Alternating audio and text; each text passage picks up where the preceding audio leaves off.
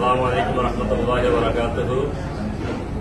বাংলাদেশ প্রবাসী আওয়ামী লীগ কর্তৃক আয়োজিত আজকে 7ই মার্চ উপলক্ষে ইফতার ও দোয়া মাহফিলের আমরা কাতার প্রবাসী যারা আছি এখানে সকল নেতৃবৃন্দগণ উপস্থিত হয়েছি।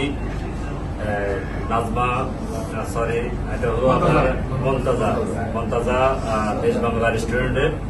তো খুব জাঁকজমকভাবে আলহামদুলিল্লাহ খুব সুন্দরভাবে আমরা ইফতার অনুষ্ঠানটি আমরা সম্পূর্ণ করেছি এবং আমাদের সাথে উপস্থিত আছেন কাতারের সম্মানিত সভাপতি, কথা বলেন একটু, সম্মানিত সভাপতি ভাই কথা বলেন আপনি।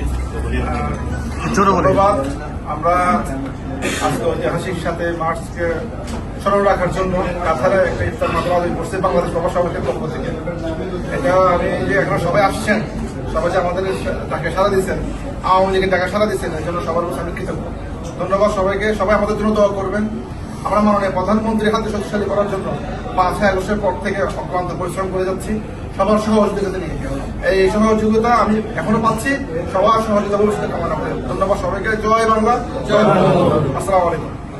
আমাদের কাতার বাংলাদেশ প্রবাসী আওয়ামী লীগের সম্মানিত সাংগঠনিক সম্পাদক কামরুল ইসলাম ভাই।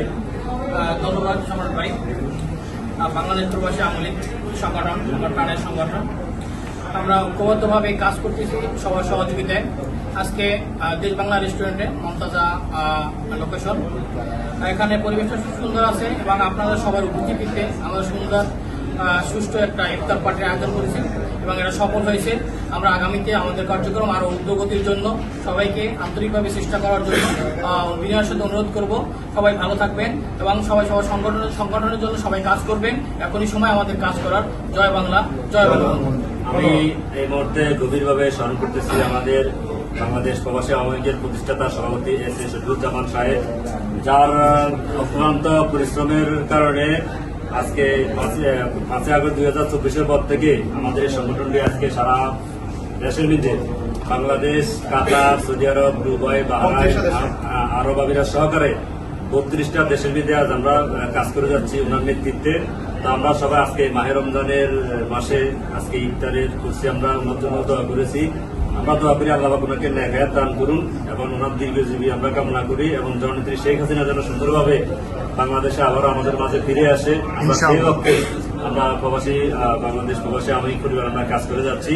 আজকে 7ই মার্চ বঙ্গবন্ধু যেমন বলছিল এবারের সংগ্রাম মুক্তির সংগ্রাম, এবারের সংগ্রাম রক্ত যখন দিয়েছি তবু এই দেশের মানুষকে জয় বাংলা, জয় বঙ্গবন্ধু। বাংলাদেশ প্রবাসী আওয়ামী লীগ আমরা ঐক্যবদ্ধ। ধন্যবাদ সবাইকে।